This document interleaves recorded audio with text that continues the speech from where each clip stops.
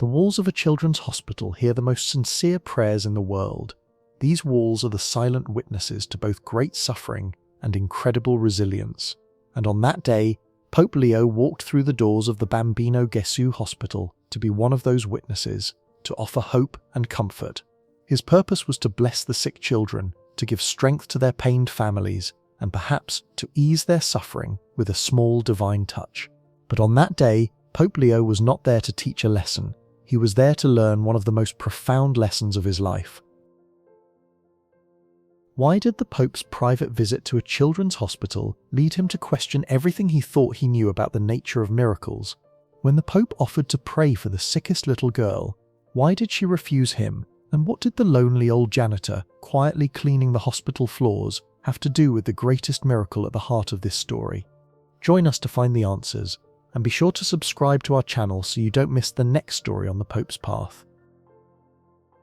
Chiara's room was like any other, cartoon characters on the walls, a stack of get-well-soon cards on her nightstand. Her battle with leukemia had weakened her physically, but it could not dull her spirit. She spent most of her time watching the quiet rhythm of hospital life from her window, the hustle of the doctors, the tears and smiles of families, and Enzo. Enzo was one of the hospital's oldest janitors. He was an almost invisible man. He would glide silently through the corridors with his mop, speaking to no one, looking no one in the eye. But as Chiara watched him for hours on end, she felt that Enzo wasn't just cleaning the floors, but trying to scrub away an invisible stain on his own heart. In his eyes, there was a sorrow deeper than even the pain of her own illness. That afternoon, the door to her room opened slowly, and Pope Leo entered. He was accompanied by hospital administrators and a few cardinals. Chiara's mother and father immediately shot to their feet, their eyes filled with tearful reverence. The Pope gestured gently for the crowd to stay back and sat directly on the edge of Chiara's bed. Pope Leo smiled warmly. Hello, Chiara. I'm Leo. I hear you are fighting with great courage here. Chiara looked at the Pope with awe, but also a little shyness. She replied in a whisper, Hello, I'm just trying. The Pope gently took the little girl's hand in his.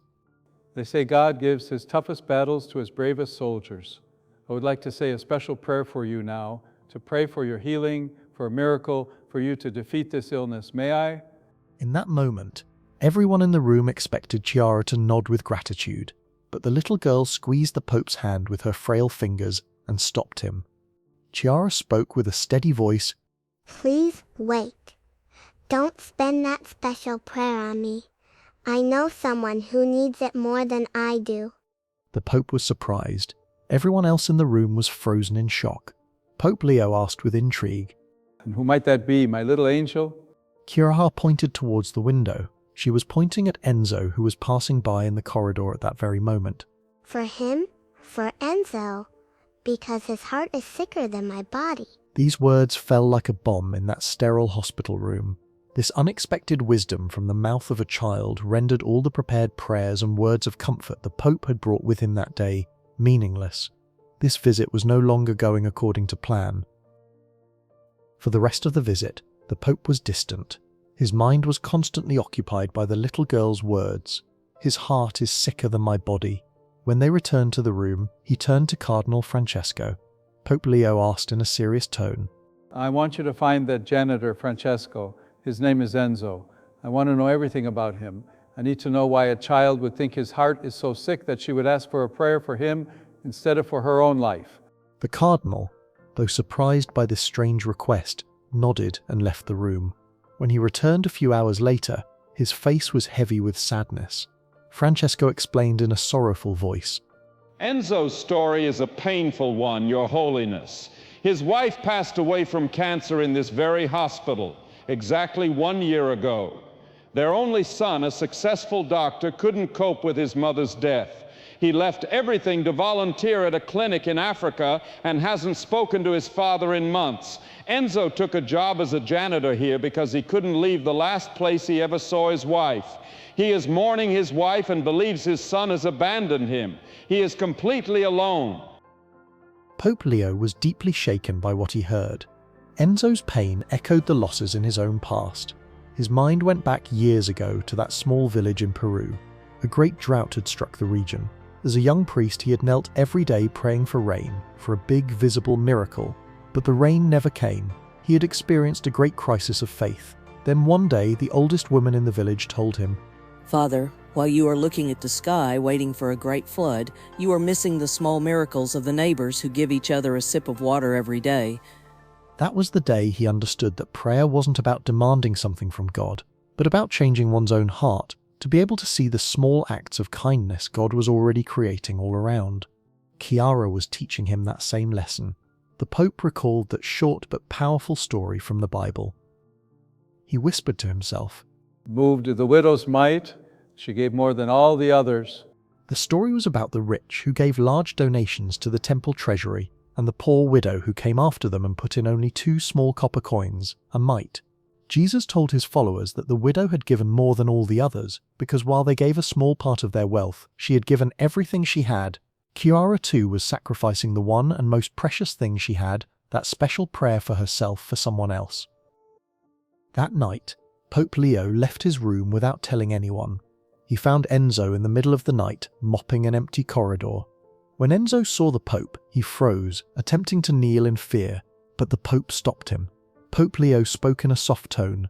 Please, Enzo, tonight I am not here as the Pope, but simply as Leo, a man who understands what it's like to mourn a wife.